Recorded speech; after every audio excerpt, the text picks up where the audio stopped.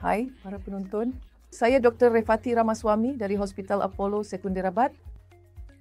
Saya ingin berbincang dengan anda mengenai satu topik yang sangat ringkas, mudah tetapi sangat berguna dan penting, iaitu mengenai tubektomi laparoskopik atau perancangan keluarga.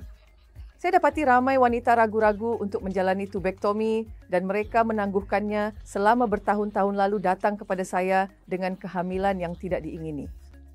Jadi saya perlu berkongsi dengan anda tentang proses ini dan bila ia dilakukan.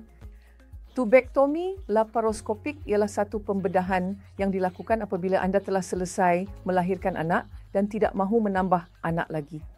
Ia adalah prosedur yang sangat mudah di mana anda hanya perlu berada di hospital selama kira-kira 6 jam sahaja dan anda sudah sihat serta boleh melakukan semua kerja anda pada penghujung hari yang sama. Jadi jika anda merancangnya pada hari Jumaat, anda boleh kembali bekerja pada hari Isnin. Sebenarnya anda hanya memerlukan 1 hari untuk berehat. Terdapat 2 prosedur yang boleh dilakukan semasa tubektomi laparoskopik.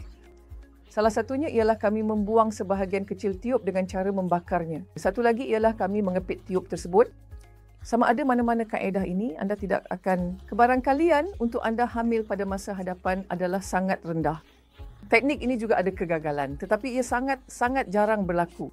Dan jika anda telah selesai melahirkan anak, sila pertimbangkan prosedur ini kerana ia adalah salah satu prosedur yang paling selamat dan terbaik untuk mencegah kehamilan.